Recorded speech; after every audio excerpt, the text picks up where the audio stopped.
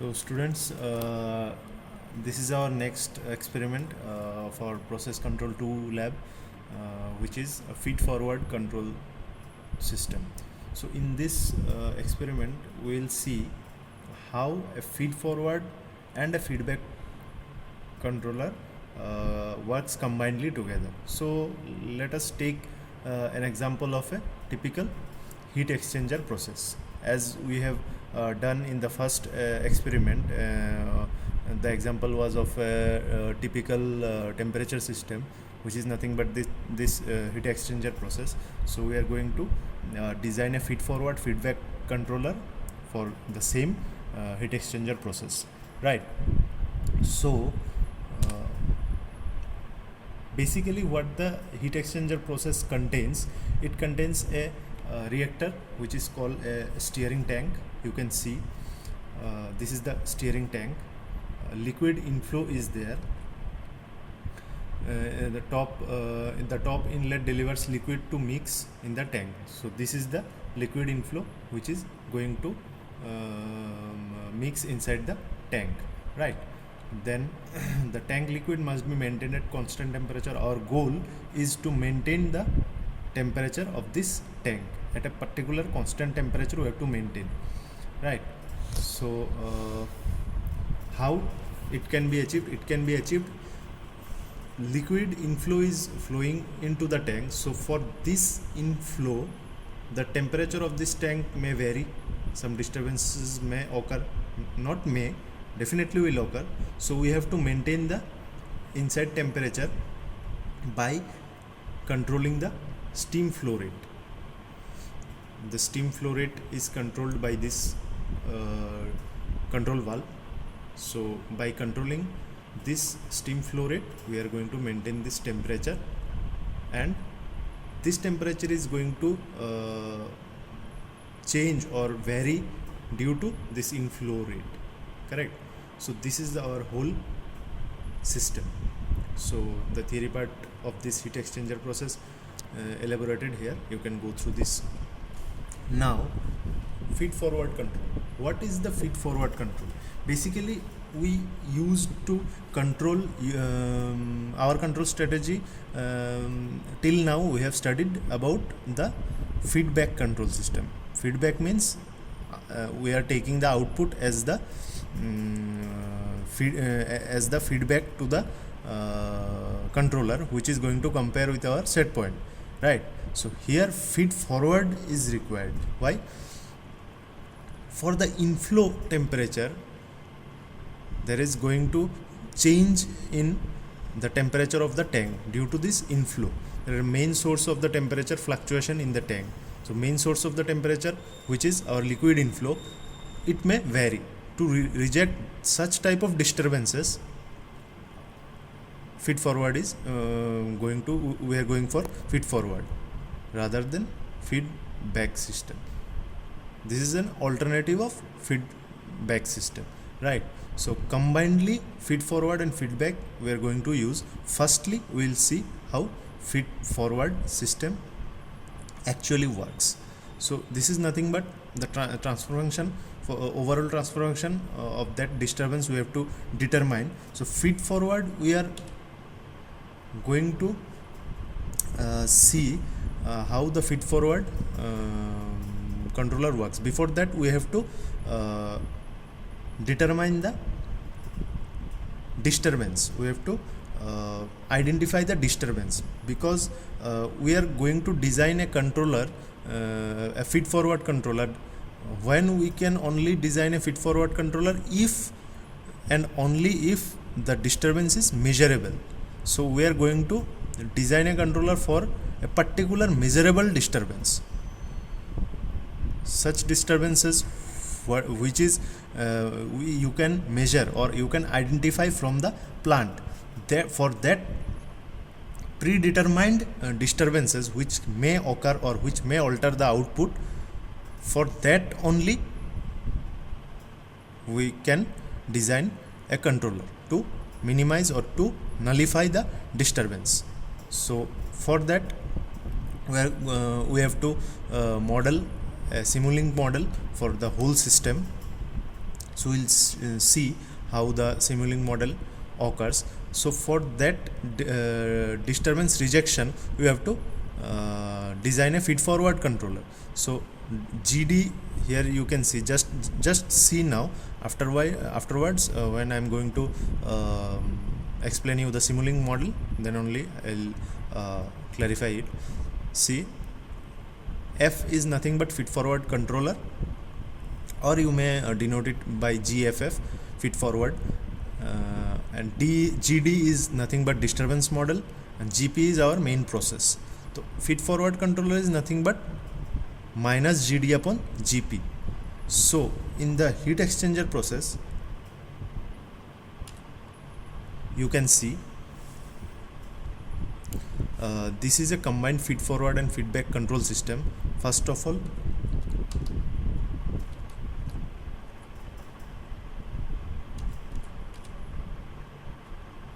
you can see this is our heat exchanger process, right? So our transfer function is 1 upon 21.3s plus 1 into e raised to minus 14.7s. This is our transport delay. This is the whole heat exchanger model, right? So for this heat exchanger model, a disturbance in the input may occur. So we have to design a disturbance model. Not design, we have to identify from the plant itself. So actually this plant model should be, this plant model parameter should be as it is, as the disturbance model parameter should be as it is as the main plant model. But practically, when you are going to measure the disturbance from the plant itself, practically when you identify, as you have studied in the system identification in process control 1 theory part, so when you identify a disturbance model from the plant, so practically it is not as it is same. So here we have taken a reference model, like here I am not going to elaborate you how to determine the disturbance model. Just I am taking a disturbance model, suppose e raised to 35s upon 25s plus 1, and our plant model is this one. This is the disturbance. This parameter should be also 21.3 s plus 1. That means the parameter should match this one, but practically it differs. Whenever you are going to practically determine, you are going to see the error, that minimum transport delay difference is there, and transfer function time constant is, the value of time constant is also differing practically whenever you are going to determine. So it is an already pre-measured value from a practical process. I am just taking this heat exchanger process, which is practically taken. I have taken it from a reference. So for this, a disturbance has been already measured, like this model. This is the disturbance model. So for this disturbance, we are going to minimize the disturbance, and for that we have to design a feed-forward controller. So we'll check how the feed-forward and feedback controller works in the MATLAB Simulink. So let's go to the MATLAB Simulink library. So this is our Simulink model. So you you know, this is the step, that means the reference signal input, whatever we are going to give it. This is our plant model, heat exchanger model, GP. This is the transport delay of 14.7 seconds. This is the whole plant model, that means our heat exchanger model. This is the disturbance model which have been determined for this plant. For this plant, a disturbance is measured, predetermined disturbance is measured. So feed forward, whenever you go for the theory of feed forward, just go through your notes, and in internet you will also get the theory. So you have to include some theory whenever you are going to prepare the lab manual for this experiment. So you have to include some theory regarding feed forward system and feed forward control. I am not going to give you all the theories in this session. I am just giving you to just understand how feed forward works. So for this plant model, this is the disturbance which is already pre-measured.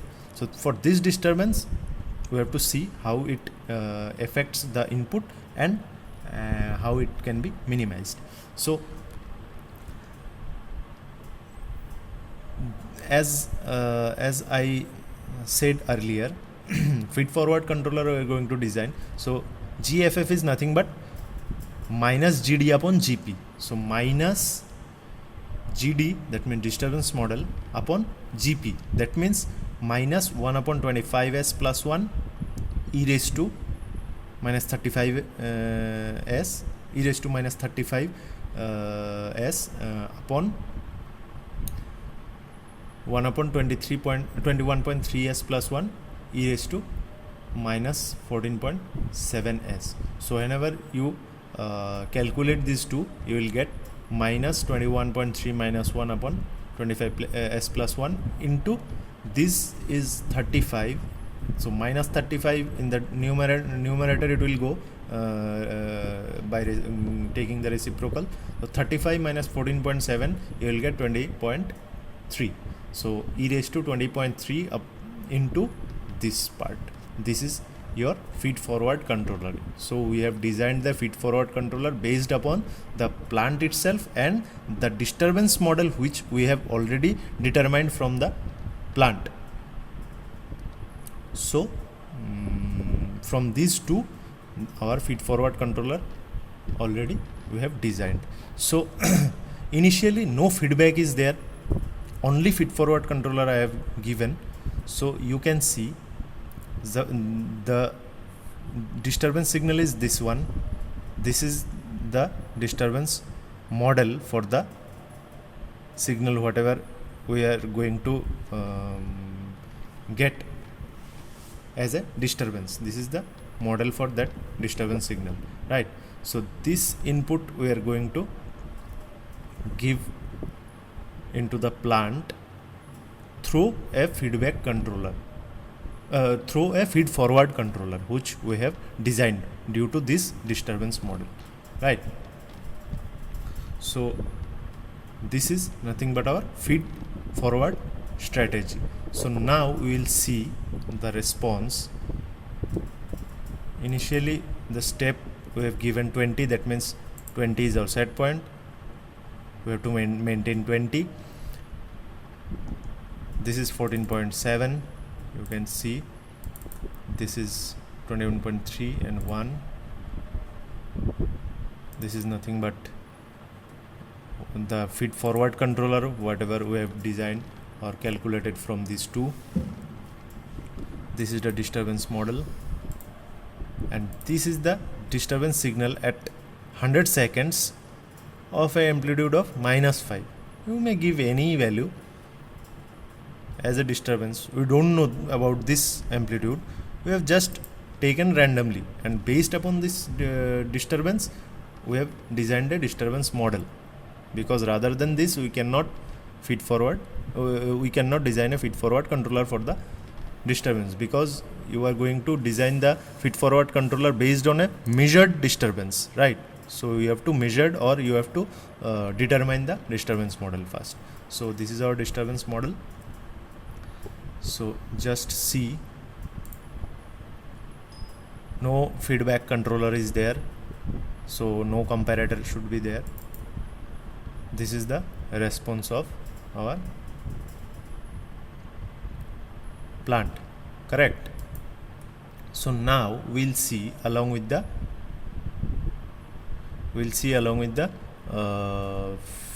feed forward and feedback combinedly. Along with the feedback system we'll see how it minimizes. So alone feed forward control generally not we don't use.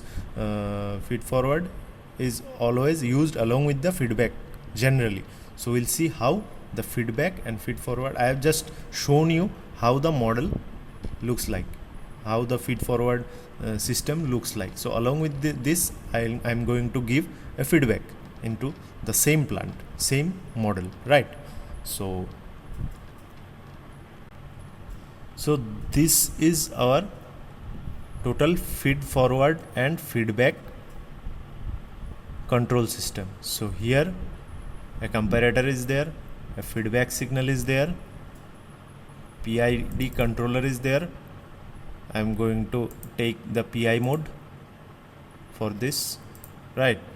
So now just give this disturbance signal and just see. Initially you have to tune the PID controller, take PI mode, P mode, PI mode, PD mode and PID mode. For all the 4 modes you have to just check. So I am initially taking the PI mode only. Just see what it gives. This is the controller output or the controller signal based on which the plant is going to be controlled. These are all the parameters as of the previous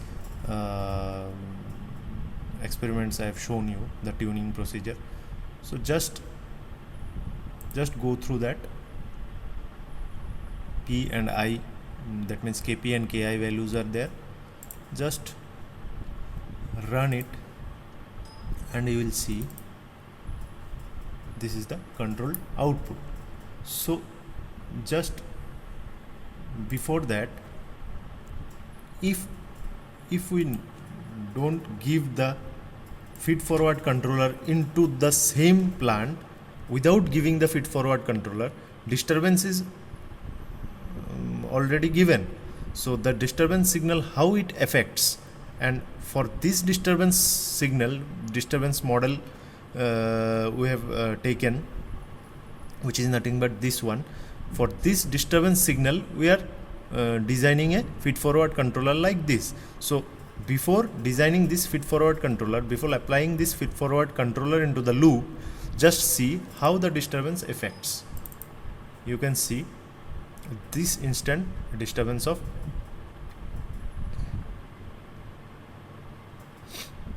this much amplitude we are getting. So you can see at 150 second also you can give, suppose -10. You can give any amplitude. I have given -10. Just see, this is the disturbance, effect of disturbance into the plant. Because for this disturbance we are this is not, the plant is not able to minimize the disturbance, because using this PI controller only, this PI controller is controlling the output of the overall plant, not minimizing this disturbance signal. This is not able to minimize this disturbance signal. For this already measured disturbance, we have to design a feed forward controller. So now you can see, if we give the PID feed forward controller into the loop, if you take, this is going to we are going to apply this feed forward control signal along with the PID controller into the plant, so that this feed forward controller can minimize the effect of this disturbance. So you will see it is minimizing the overall effect of disturbance, whatever arised in the previous part, without taking this feed forward controller. So this is the significance of feed forward controller. So I have shown you already without feed forward controller how the disturbance occurs and how it affects the output of the system for this heat exchanger model. And for this disturbance signal we have designed a feed forward controller, and how this feed forward controller is going to minimize or nullify the effect of disturbance, and making it steady, or tracking the output, whatever we have given as 20, it is tracking the 20 value without any disturbance. It is already minimized the disturbance whatever arised due to this signal. So this is the whole idea of feed forward and feedback controller. So you have to do one thing. Firstly, go for the feed forward system and then combined it along with feedback system, that means feed forward plus feedback system, and analyze the output for all the 4 modes of controller, right? So this is your task for the next practical, correct? So just do this along with the disturbance signal, how it is working, how the disturbance affecting the output of the plant, and after applying the feed forward controller into the loop, after taking the feed forward controller into the loop to minimize this one, how it is minimizing and how the output you are getting for the overall heat exchanger model. So for all the 4 modes you have to analyze the response of the total overall plant, right? So just go through this and try to do by your own and analyze the response and prepare your lab manual for this experiment.